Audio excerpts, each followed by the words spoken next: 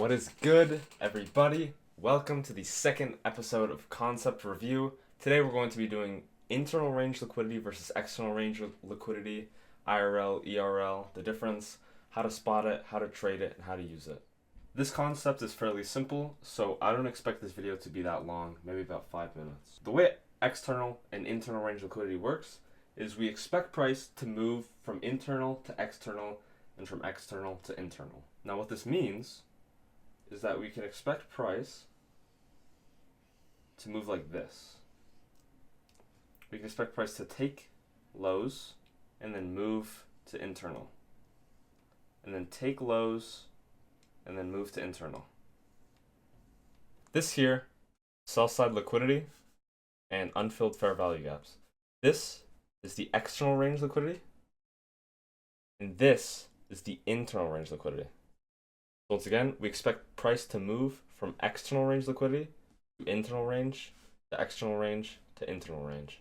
We expect this pattern of ERL to IRL to ERL to IRL until we get a market structure shift and we switch from a market maker sell model into a market maker buy model, which is when we will see the trend shift to the opposite direction.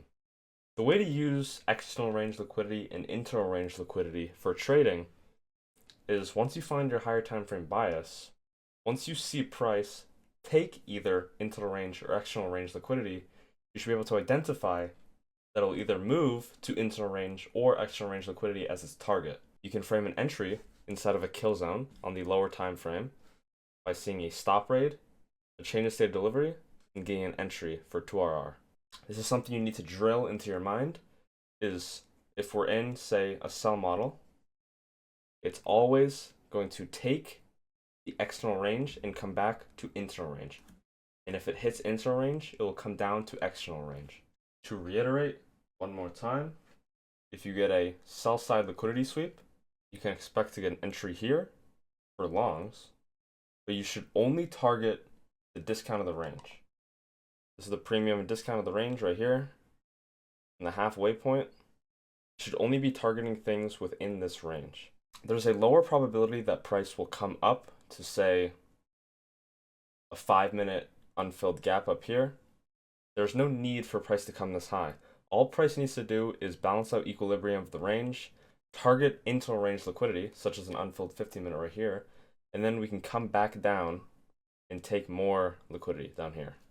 External range liquidity goes to internal range liquidity, goes back to external range liquidity. When you reject a PD array within a range, you can expect to hit the liquidity at the end of the range, the external range liquidity. And if you take external range liquidity, you can expect to target the internal range liquidity, such as an unfilled gap.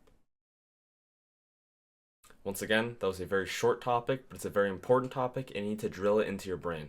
We move from external to internal, back to external, back to internal, until we see a change in the state of delivery and a change in the current market maker model. If you enjoyed this video and you want to see more content from me, please subscribe and please leave a like on the video. And also check the description and join my Discord server. If you ever have any questions to ask me, I'll always be there.